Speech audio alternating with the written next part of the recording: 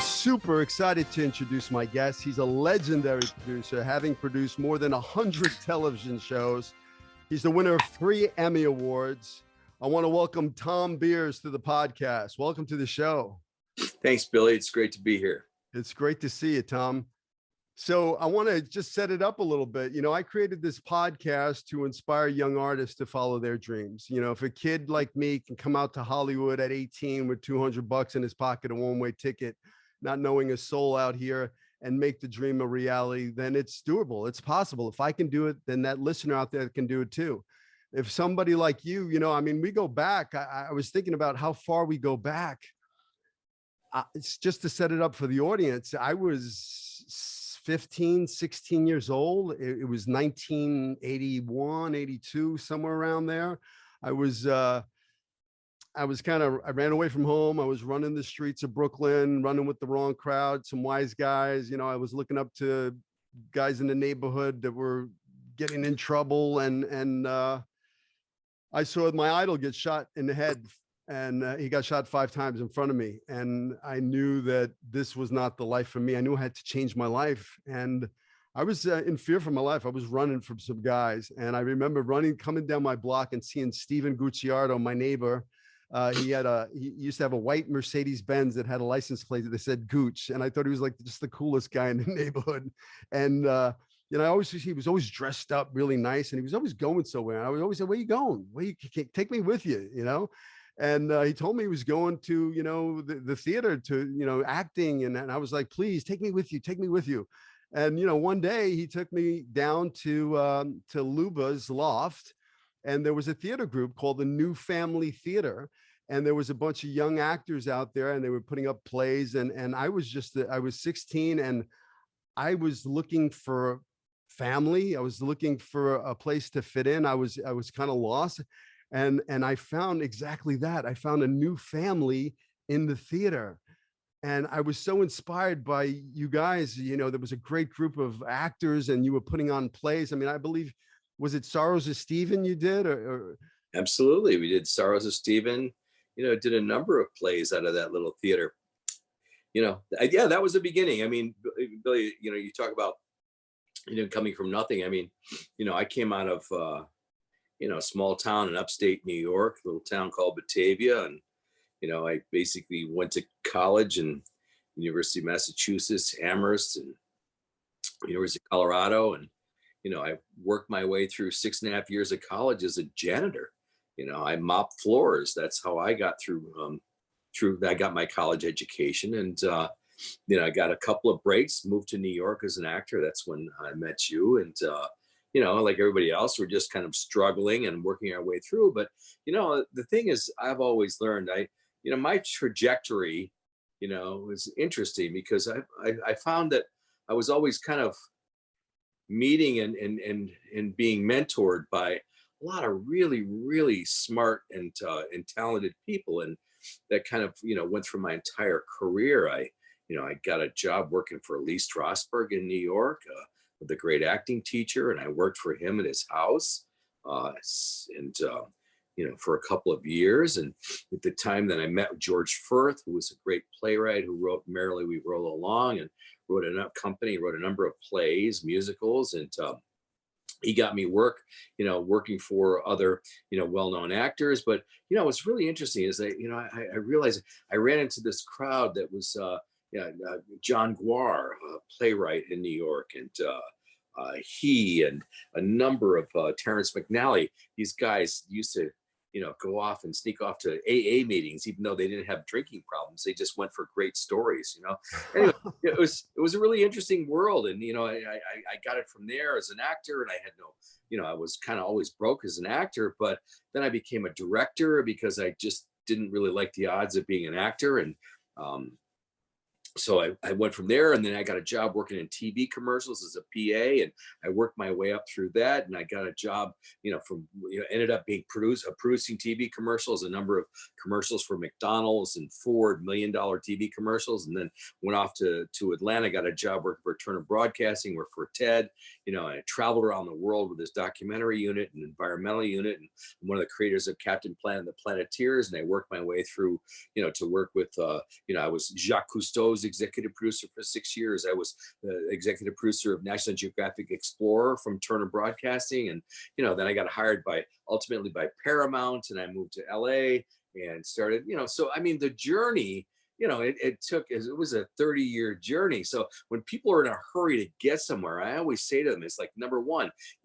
it's not the destination, man, it's the journey. Because, once you get there, then you got there, you got the t-shirt, but it's the journey that's important. And you learn every step of the way. I love that. So can we rewind a little bit? I love this Lee Strasberg thing, because, I studied at Lee Strasberg after being over at, Luba's, and, I did my first Sure. play from that, the actor studio. What'd you do with Lee Strasberg? I worked for him at his house. He actually had the largest private collection of theater related books in the world. He was a bookophile. He literally, he'd go to the Strand bookstore every week, and he'd buy books, and he'd buy them in English and Russian and Italian, and just this incredible. So he had a 12-room apartment on Central Park West, and every room was floor to ceiling books. I mean, you walk into the kitchen, behind the boxes of cereal, there were books, on the floor, there were books, stacks and stacks of books. So he had no idea what he had. So they hired me to come in, and I cataloged his entire library. It took a couple of years. But what was cool about it wasn't necessarily the job of that, but, to be around Lee, really, really a sweetheart of a man. And then after him came in Dustin, and Dustin was all grouchy and rah, rah, rah, rah, rah, rah, and bitching about something to Lee. And so I asked him, I said, Lee, how do you work with this kind of diverse group, and how do you get along? He says, Thom, he says, if you want to be a producer, a director, he says, I swear to God, this is what he said. He says, think of talent as cactuses, he says, and the more talented they are, the more prickly they're going to be.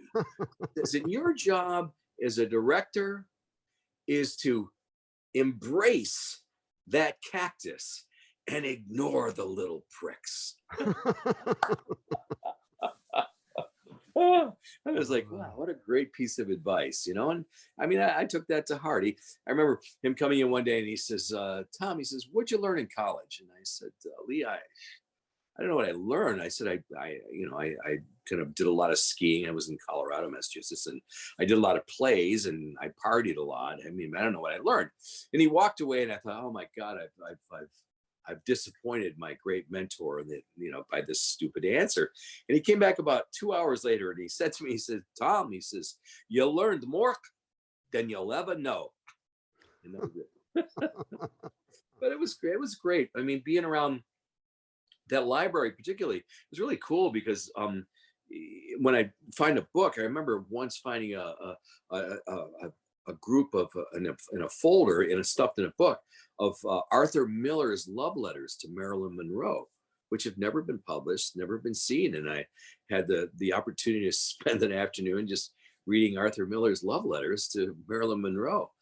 In another book, I found Dylan Thomas, a handwritten piece of poem written on a bar napkin and given to Lee, that was just stuffed in another book. So you never knew what you'd find. And, the whole house was filled with Marilyn memorabilia, because his wife, Paula, was the executor of her estate. So they had all of Marilyn's, her grand piano, all of her wardrobe and everything just there.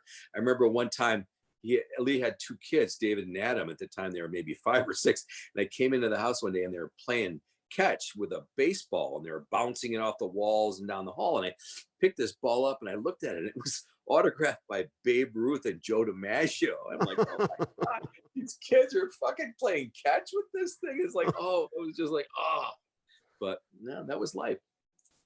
That's awesome.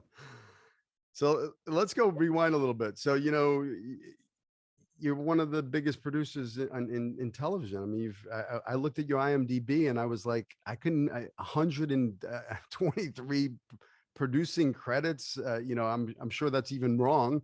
You probably produce more. They don't, usually list everything, but I was kind of blown away to see what you've done. And then as I went down to those first projects, there was the writing credits. Did you write your way into producing? How did that go?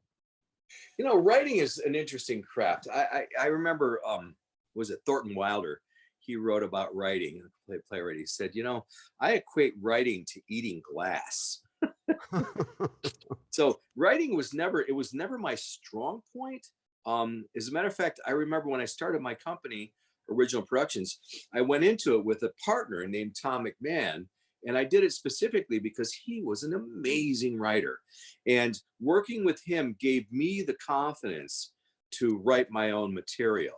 I wrote a number of plays when I was in New York, Linen, Clean and White. I did a few plays, but I never really had a great deal of confidence in my ability to write.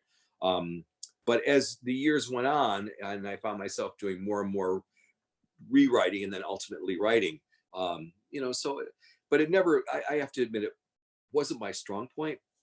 Story was my strong point. The thing about, remember, all my credits, to be really clear, are mostly in reality programming. So I'm not a scripted guy. I did a couple of scripted shows when I was running Fremantle, and we'll talk about that later, but I never was that. So, but what I did do, and what was interesting, is my shows, when I came to Hollywood, I was moved here by Paramount. They hired me from Turner Broadcasting, and I came to LA. And my stuff was really sticky, and people didn't understand what I was doing or why my stuff was so unique and different, my reality stuff. But what they didn't realize is that all those talents that I had, that I'd learned from the theater, character arcs and story arcs and dramatic arcs, I managed to understand and basically evolve story in reality using those techniques. So I mean, all of my my act breaks, instead of a 3-act traditional structure, it was a 5-act traditional structure, but I did character arcs and story arcs throughout those breaks. So they were like, wow, what's he doing that's so unique and different? And that was really, using McKee and using, stuff I learned from Stella and Uta Hagen, in reality. So that's what really kind of popped me. And funny, because now I see the technique, and obviously about 2 generations of people have worked for me, or 3. I mean, I got fathers and sons and mothers and daughters that have worked for me. So, I watched that evolution, and now I see my, that technique, everywhere. So what advice would you have for, aspiring writers? I mean, you mentioned McKee, you're talking about Robert McKee, right? Yeah, sure. Mm-hmm. So what advice, developing that talent? Is there certain Well, books? Really, I think the advice I'm giving is that, the whole idea here is that you got to learn, you use everything, it's like this bag that you basically, you just, oh, I can learn that. Oh, I got that. I took my psychology, and and I put a little bit of the, so you learn the alchemy of it all, and in essence, that's what makes it really interesting, is that you got to learn how to make your own special sauce.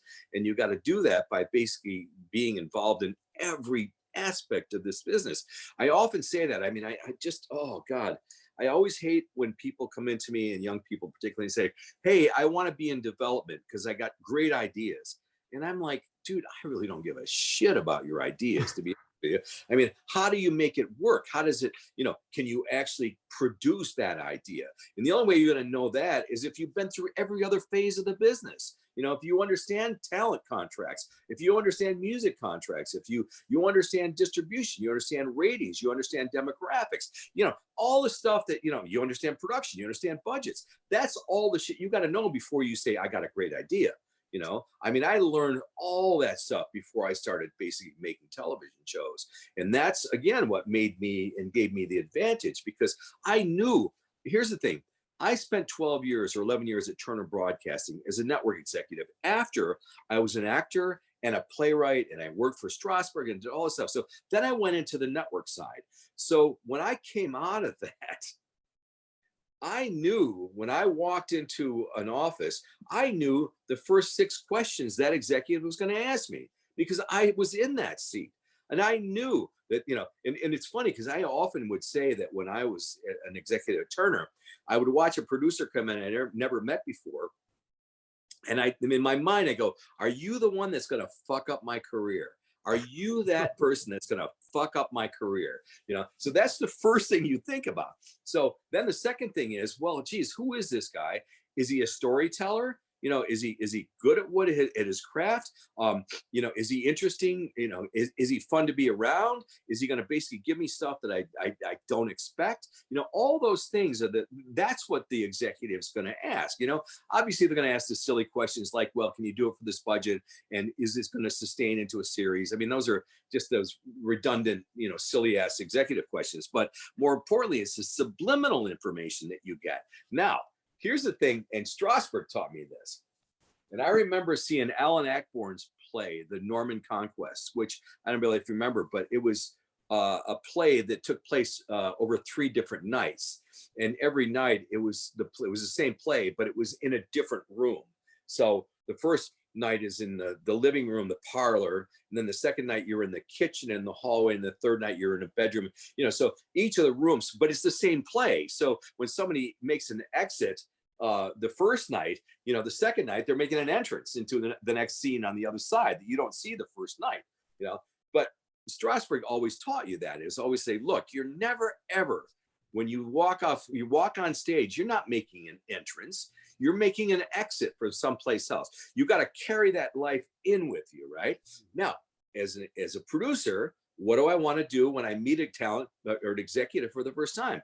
Just as I said, I want them to know that I'm interesting, that that I can tell a story, that I'm going to be fun to be around. So what I would do as an executive, if I met the executive for the first time as a producer, I would walk into the room, and inevitably I'd have my head of development with me. And as the door opened, it would be like, you know, Mark Green at Sci-Fi, right? So the door opens up, and as before Mark says anything, I'm like saying to my head of development, so there I am, and I'm laying in the bed. And Mark, great to see you. Give me 1 second. So I'm laying there, and all of a sudden the door opens up, and a guy comes in, and he sits at the end of the bed. You're going to love this story, Mark. So I'm sitting there going, whoa. And he says, well, I just came to get something. And it turns out that's the old boyfriend, the girl I'm with. And so he reaches under the bed, and he pulls out a shotgun, and he's sitting at the end of the bed. We'll finish this later. Hey man, really, really nice to meet you. You know, so now what have I said to this guy? First of all, the guy wants to hear the end of the story, right? So he knows I'm a storyteller. He knows, number 2, that I'm kind of interesting and be fun to be around, you know, and number 3, I can deliver the goods. I already have a resume, you know, so in essence, that's the stuff that you learn. So that's what I learned from acting. So you're making these entrances. It's the same thing. You're walking into these entrances. They're really exits from another scene. So anyway, and I learned that, and it worked really well for me in my career. Yeah, well, you know, that's that previous circumstance. Where are you coming from? Yeah. You ever get nervous pitching, you know, like early on going into a pitch meeting, trying to pitch something? You ever get nervous? Nah. No, because as I said, because I sat on the other side, and I know, you know, in that seat, you know, I know their challenges. No, as a matter of fact, I always had my motto, and I taught that to hundreds of people that work for me at Original Productions. My motto always was, hey, I'm always going to be your solution, and I'm never going to be your problem. You know, so if you can walk in with that kind of confidence, and they don't need to see you sweat, you know, you're going to sweat. And believe me, I mean, I remember a kid named Tim Jecko, who was an actor in New York when I was studying with Strasberg, and he studied with Lee too. And Tim was, at the time, and this is 30, 40 years ago, he was killing it as a commercial actor. I mean, he was booking a commercial a week. I mean, nationals. I mean, he was killing it. And I remember one day he comes into me and he goes, God damn it. I said, what? He said, yeah, fuck, I booked another commercial. I'm like, what's the problem? He said, well, he says, these jobs are getting in the way of my auditions. Because it was fun getting the job. And it was never fun doing it, but it was fun getting the job. And that's what he was saying. And I understand that. So, you know, getting a commission, you know, getting in the room. I'll tell you my best pitch. This is the funniest pitch. I'm going to see Kevin Kay. He's the head of Spike in New York. And this is probably, again, 15, 20 years ago. And as I'm in New York City, I'm there with my head of development. And I'm going up the elevator. And I say to her, we had 2 completely developed, fully developed TV series that we're going to pitch. I mean, we had all the decks, we had sizzles, we had everything. As we're going up, I look at her and I say, Christy Dees, who's at We Now, and say, Chrissy, I said, you know, I don't want to do either one of these shows. She's like, what? I said, no, you know, I just want to blow shit up. So I get into this meeting and I sit down, there's Kevin Kay and there's like 12 executives from the networks and they're all sitting there from Spike. And Kevin says, hey, Thom, what do you want to do? He says, Kevin, what I really want to do is I want to blow shit up. But let's talk about the pitches. So if we spend an hour and a half, 90 full minutes pitching these two complete, fully developed TV series. At the end of it, I look at Kevin Kay and I say, Kevin, what do you want to do? He goes, I want to blow shit up too. Never heard a thing I said for 90 minutes. All I wanted to do was get back to the lead, which was I want to blow shit up. And we sold a show called Boom to him based on that. And it would have been a terrific series, except it was right when 9/11 happened. And for the first 3 shows, we were traveling and blowing shit up, and all of my camera gear kept getting confiscated because it had black powder on it. And I went, okay, we can't do this show anymore. It was fun. It was awesome. Deconstructing stuff in slow motion and high. All right. So let's talk about unscripted television. Is it really unscripted? I mean, is this improvisation? Is you just following? Is it like a documentary? You just following these fishermen on a boat? I mean, how unscripted is it? Well, I mean, probably it's good to kind of throw my resume out there. I'm the creator of Deadliest Catch, Ice Road Truckers, Storage Wars, Axemen, 1,000 Ways to Die, Black Gold, Bering Sea Gold, Monster Garage, Monster House, so, I've done a lot of different types of unscripted shows, and most of them, Deadliest Catch is a perfect example. It is what it is. I mean, do we ask for a pickup line once in a while because we're in really difficult situations and locations with loud noises and things like that? Yeah, but we let the drama play. Now we have the advantage, and I think that you guys should understand the distinction that, when you have a really good sized budget, then you're allowed to really film for longer periods of time, let's say a week for every episode, and you're shooting, 150 hours of material for a 44-minute show. It certainly gives you a lot more luxury than a lot of these shows that are out there now. I mean, the Kardashians kind of shows, I'm not talking about the above the line costs. I'm just talking about production. They want to get those shows done in 3 days. So in essence, you shortcut your way through that and you get people to say what you need them to say and you move on. That's not what I like doing. I mean, I really like the reality of reality television. So not my cup of tea, but some stuff. I mean, Storage Wars is a great example. We film the action and then we go back and we actually write those little sit downs that the talent's saying. I mean, that's way after the fact. And we which makes them sound incredibly clever, but it's just television, So casting for this, are you casting, you going out? Are you a hands-on producer? Are you on that boat? Are you like meeting with fishermen, trying to find the right guy who's got the right personality for the show? How's that work? I'll tell you a funny story. Storage Wars is a great example. Storage Wars came about because I was really, really interested in 1-800-GOT-JUNK, those trucks that drive around. And I thought, what? There's got to be a TV show on this. So I talked the CEO of 1-800-GOT-JUNK into letting me put a film crew on a truck for a week in LA. And when the stuff came back, the material came back, it was a lot of just hoarders and just junk, just terrible, awful backyards just filled with crap. But 4 times that week, the truck went to a storage place. And they were emptying out a storage container. And I'm like, whoa, to the producer that was on the cameraman. I'm like, what is that? And he said, well, it's the weirdest thing. He says, they got these auctions and you can't go in there and you just got to bid on stuff. I'm like, what? So I'm thinking, wait a minute here. This is really unique. It's a treasure hunt, but you're not allowed to treasure. So I'm like, let me see if there's a story. So this is what I normally do. So I basically, I started going to the auctions. Nobody told nobody who I was. I bid on some stuff. I actually bought a whole storage unit filled with Biggie Smalls stuff that he'd left behind. I mean, I literally bought a size 80, I swear, the biggest ostrich suit, 2-piece suit, 3-piece suit I ever saw in my life, just made out of ostrich skin. I mean, this guy, he had like 40 pairs of, you know, size, I think the waists were size 60 denim jeans, you know, I mean, all this stuff. But anyways, but I'm buying this stuff and I got caught up in the frenzy. But the whole time, and I went on for about 3 weeks, and I'm watching all these people bidding, and I cast the show, that series, you know, from the people that were really in that auction, with the exception of Barry Weiss, who's that kind of really slick, you know, Barry. And Barry was, I knew him from my Monster Garage days, and I knew he was an antiques dealer. I bought some antiques from him. So I just thought that he would have the right pitch and be the perfect foil for all these other guys. So anyway, you know, so casting was key. And I remember, this is the interesting thing.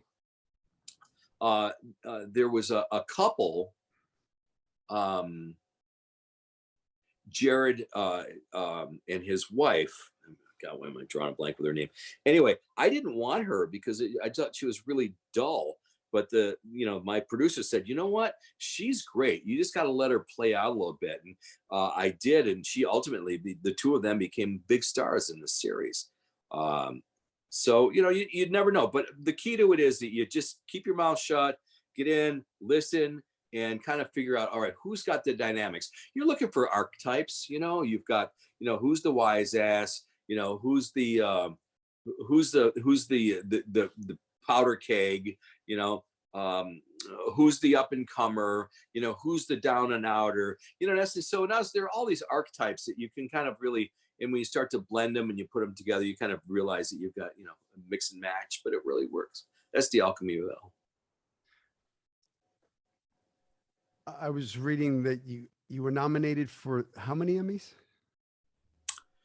Oh, a couple. I've done pretty well. Yeah, you have. How many do you have? Where are you keeping those Emmys? Oh, hey, they're. I don't know. There's probably somewhere nearby. Wow, look. Here's a couple of them. How's that feel to have those bad boys in your hand? I mean, You know, go ahead. It's pretty powerful stuff.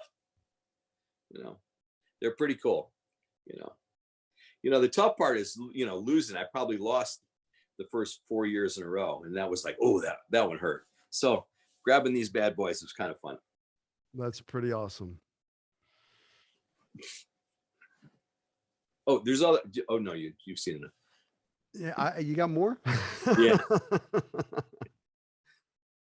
How many do you have altogether? How many Emmys have you won? No, I only got 3. I had 3. Only 3.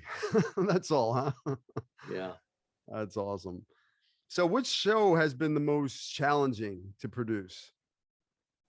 You know, I think every show's got its challenges. I mean, Deadliest Catch is a massive challenge just because of the environment. I mean, it's freezing cold. It's deadly. You know, people really die and get injured, and it's exhausting. It really is probably the toughest series I've ever done. Short form, or more like in a short minute season, the coal mining show was really, really hard because you're working in a 4-foot seam of coal. So all the cameramen and the producers, everybody just kind of worked literally on their hands and knees, you know, for a couple of 3 months. I mean, that was really tough. And I was kind of glad when we decided we didn't want to do any more of those. You know, so every show, Ice Road Truckers, I mean, I remember doing Ice Road Truckers going up to Alaska, and I'm looking for this opening shot where the sun just comes up for like 1 second, and I wanted to put a truck through it. So I'm up on the Dalton Highway, and it's 40 below zero, and I'm by myself, and I'm walking up this road, kind of looking for that prairie. And then finally, I'm sitting there, and then waiting for the sun, and it just kind of peaks up, and I get hit with this blast of wind, and it freezes my eyes shut. And all of a sudden, I realize that I can't open my eyes. It's 40 degrees outside, and I have no idea where my truck is. And I'm by myself. So luckily, you keep your truck running at that temperature, because if not, it'll die. And I could barely hear the engine running. So I had to get on my hands and knees and crawl for about 30 minutes back to the truck for my eyes to thaw out. So yeah, so that kind of stuff is always a little hairy. So you're a hands-on producer. I mean, you're out there in the snow, you're out there on the boat, is that what you do? I mean, you're on that boat with those fishermen? Yeah, I talked myself onto that boat my way on the first one, the first season, the second season. Absolutely. I made but again, it was a happy accident. I was doing a big special for Discovery called Extreme Alaska. And in it was just a small 12-minute segment on crab fishing, because I'd read this article about it being the deadliest job in the world. So I went up to Dutch Harbor and talked myself onto the Fierce Allegiance, me and a cameraman and a sound guy. And Rick Message on the Fierce Allegiance let us get on the boat, and we went to sea. And I thought it was a little bit like Gilligan, I thought we were going to go out for a 3-hour cruise, which was basically 3 days. But little did I know that we were about to run into the worst storm in 40 years, that we'd be 2 days, we'd be 200 miles at sea, and the wind was pushing 70 knots and the waves are breaking at 40 feet. And 2 boats sunk and 7 guys drowned around us in that season. It was really, it was a disaster. And all I could do was I just keep filming, so that's the test of your mettle. It's like, all right, what are you gonna do? You're gonna cave? I figured, you know what, I'm gonna be dead, so let me just keep filming. And I got a little Pelican case, and I'm gonna keep actually, it's true, I was up for about 48 straight hours filming in this craziness. And I had this Pelican case, and I was keeping all my tapes. I had to climb a mast every 2 hours to change tapes in a battery on an old VX 1000 that was in an underwater case, strapped to the mast. And so I'm in the middle of a storm, and I'm climbing this thing, changing. It was insane. I'm completely haven't slept in days, and I've got these tapes, and I'm thinking, okay, here's what's going to happen. The boat's going to sink, clearly, and we're all going to die. But just at the last minute, I'm going to take this box Pelican case with all my notes and all my tapes, and I'm going to throw it overboard, because I know that the currents are heading south, and then I figure that it'll take probably 2 years.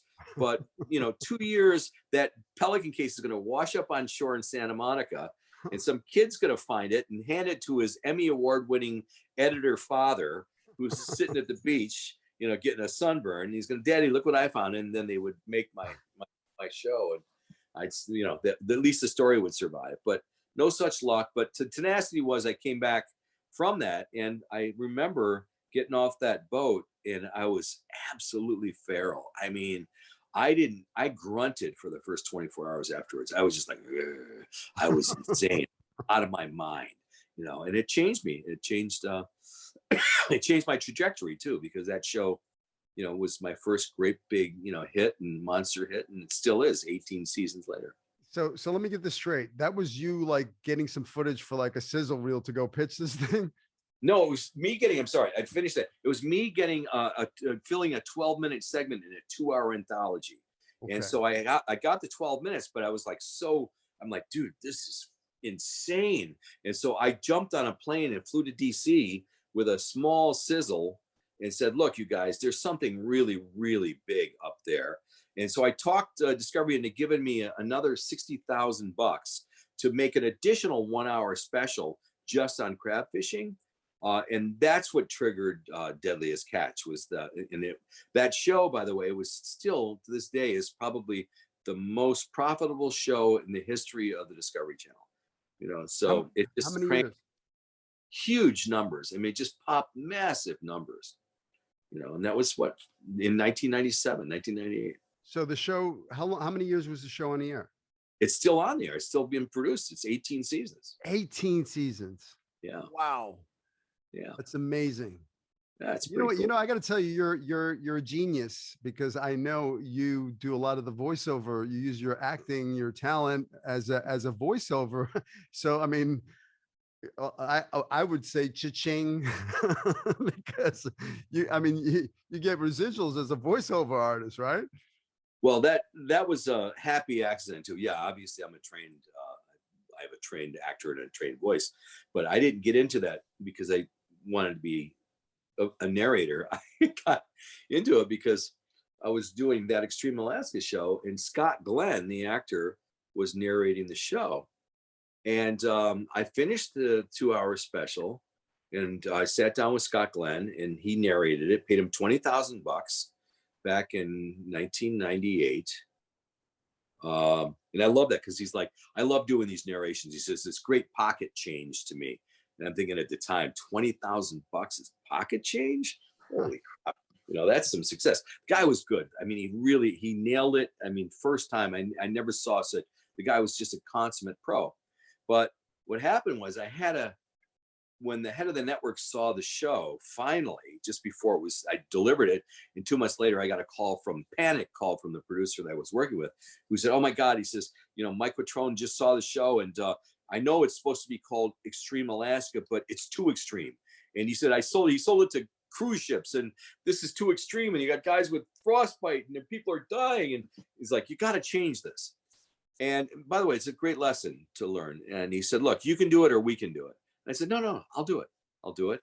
So I went and I shot a couple other segments, and I finished the whole thing up. And, you know, and so I had another 2 pages of narrations that had to be covered, re-narrations for the new segments. And I went looking for Scott Glenn, and he was on a glacier in New Zealand doing that movie Vertical Limits, which he was a mountain climber. And he was shooting that film on a glacier. And so anyway, I had to send a guy with a Nagra on a plane to land on the glacier, to hike up to the set, to location, and get these 2 pages of narration. And the tape was supposed to get to me on a Wednesday. The show was going on the air Sunday night. And Wednesday, no tape. Thursday, no tape. Friday, no tape. I am freaking. Saturday morning, the tape shows up. I can't believe it. Shows on Sunday night. I still got time to do the laybacks, do the mixes, and get on an airplane myself and carry that tape to DC from LA. And so I cranked the tape, listening to it, an old Nagra, right? And roll tape, I'm listening to it. And it's Scott Glenn, the first 10 minutes, just bitching about the fact that he's got to do these pickups. He's like, this is bullshit. You don't pay me enough money. I'm on location making a movie. I don't want to do this. Well, all right, he's here. So I'm telling you what, I'm going to read it, and I'm going to read it once, but this is fucking bullshit. And he goes on and on and on. So then I'm like sitting there waiting, and finally he starts to read. So he reads the script. He reads page 1. Perfect. No page 2. He doesn't read the second page. I'm like, what am I gonna do? I mean, my whole career is gonna go in the toilet. The guy didn't. So I'm sitting there. I go, fuck this. I tell the engineer. I said, look, roll me Scott Glenn. And so I sat there for about an hour, and I listened to Scott Glenn. And then I took the script and I said, okay, roll it. And I read page 2 as Scott Glenn. I put it in the show. It went on the air, and to this day, nobody knows the difference. Love it. That's awesome. So what I learned from that was I'm not ever going to let somebody else control my destiny. So I, at that point, snuck myself in to do narrations for a few shows, and then they worked, and I knew what I was doing. And so, you know, I probably narrated over 500 TV shows to date. Wow. It's a pretty lucrative business. So let's say I'm a young actor and I want to get into the voiceover land. Any advice? Yeah, make your own shows first. Yeah, I don't know. You know, to be honest, I'll tell you my funny story. Because I never really worked for anybody else. I had a really bad experience with I was doing Monster Garage, which was my first big hit.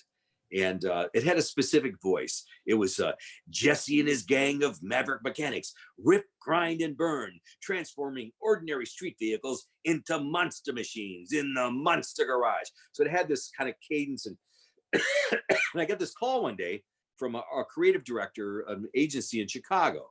And he said he was doing an in-house, an industrial, just a fun little send up of Monster Garage. And they wanted to hire the voice of Monster Garage to narrate this parody. So I said, okay, cool, I'll do that. It was $5,000 or something they offered. And so I go into here in LA, and the creative director is in Chicago. And I start to read the script that they'd done, which was a parody of Monster Garage. And the creative director stops me about 10 minutes in. He goes, wait a minute. And he gives me some directions. He said, could you try it this way? And so I start to read it. And he goes, wait, no. He says, how about this? Another time. He says, it goes on for about 15 minutes, 20 minutes. Then he finally says to me, he says, you know what? It's just not working for me. And I'm sitting there going, wait a minute. You hired the voice of Monster Garage to do a Monster Garage parody, and the voice isn't working for you? So I said to him, I said, well, I understand. I said, do you know what else isn't working for you? He said, what? I said, me, motherfucker. And I hung up the phone and I walked out. And that's the last time I worked for anybody else. Sorry, it's really a bad piece of advice to give anybody. How's the business has changed, it's because of the pandemic, as far as actors going into audition, everything's self-tape auditions and Zoom callbacks. How has it changed for a producer now? If I wanted to pitch a show to you, is there in the room, or are you doing Zoom meetings? How's the pitch going now with the whole pandemic? Well, yeah, you're asking, it's an interesting question. First of all, normally I don't really, work with, other producers. It's got to be a really kind of unique situation, and they've got to look. If you want to work with really experienced producers, what you've got to do as a young producers, you need to have a really unique, either a piece of talent or a universe, a world that's not accessible to anybody else. You really got to have some strong proprietary stuff, because coming in with just an idea, it's like, again, dude, it's like, you're pushing the rock up the hill. Today, the stuff is more character driven than any time in the past. And it's gotten to be the point it's character and celebrity driven. Celebs always kind of were there. I used to hate that when I would come to me, especially when I was running Fremantle. And I'd get, big stars that would come in and sit down, and they'd say, I really want to, do this reality show about these guys and motorcycles. And I'm like, oh, that's awesome. Are you going to go on the motorcycles with them? He says, no. I said, are you going to produce this? Well, no, the whole idea is I'll lend my name to it, and, you can kind of do it because they're my friends. And I'm like, dude, I ain't doing that. I mean, that's the stuff that used to just drive me crazy. So, but you get somebody who's like, Norman Reedus, who was really, really involved in that motorcycle, series that he did. That's pretty cool. But most of the time, just a lot of people just want to be loosely helpful and keep their name on stuff. So that's hard. So, but I just think that finding something really, really unique, a really unique universe with a great angle to it and great characters, then you got something. And you also then hopefully you got to try and lock that in so that somebody else doesn't just kind of, take it from you. So I don't know, it's a tough business. I have to admit, Billy, it's the times have gotten a lot tougher. The budgets have gotten smaller because of obviously the dilution. There's just so much material out there and so many networks, and so and the ad dollars are way, way down. So it's gotten a lot harder. So I don't necessarily know. My advice going into the future, I don't know what I would do, except I would get on one horse and I'd ride it hard. So the whole idea would be, as I said, to find that one thing and go with it, as opposed to just try and do anything, because it's hard. It's the rewards aren't like they used to be. We could actually get rich in this business. That was kind of fun. Not anymore. If you could go back to the younger you, the 18-year-old, the 20-year-old, some, and give yourself some advice about the business, life, what would that be? God, can I tell you, Billy, to be really, really honest, I've had a really, really blessed life, and an amazingly blessed career. I've made a bunch of mistakes in my life, but as they say, you only learn from your mistakes, and the bigger the mistakes, the bigger the learning curve. So I certainly don't think I would really change much of anything. I mean, I'm, I had a massive dose of wanderlust, and I managed to find an occupation that offered me the ability to go and do that, to travel the world, to live with the Kayapo Indians in the Amazon for 4 months, with the Yanomami, for 3 months in the Amazon, to shoot in 21 countries in Africa alone, to sit with the mountain gorillas in Rwanda and the pygmy elephants in the Serengeti, to just basically, to see it all, to drive the Dalton Highway in a semi truck all the way to, above the North Pole, to sail in Tierra del Fuego and, swim with sharks and, and avoid saltwater crocs in Darwin. It's just like, good God, that's the thing to me. I mean, it's been a portal and and just working with the amazing people I've worked with. I mean, it's been a great life, and I'm certainly not done yet, but I'm probably spending more time spending my kids' inheritance than I am kind of making television shows these days. So what's next? What's the next for you? I've got a couple of series that I'm working on, just stuff that I really like doing. There's a series on auctions. I like to collect a lot of art, and I love auctions. So I'm kind of doing a little bit in that world. And I've got a little feature film that I'm working on that I wrote a script many years ago called Chopper Zombies, about motorcycles and zombies. And so I'm kind of pushing that up the rock. I'm working with Morgan Spurlock now, who's doing a great rewrite on it, who did Super Size Me. And so, I've got that project, and, I'm just, I don't know, right now, just kind of enjoying life. It's been a great run, and I just, hand it on to the next person. You guys go get them, kick some ass and take some names. Real quick, last question. That beautiful art piece behind you, can you tell me about it? Yeah, Carlos Alvarez. He's he was one of the first Chicano artists in LA.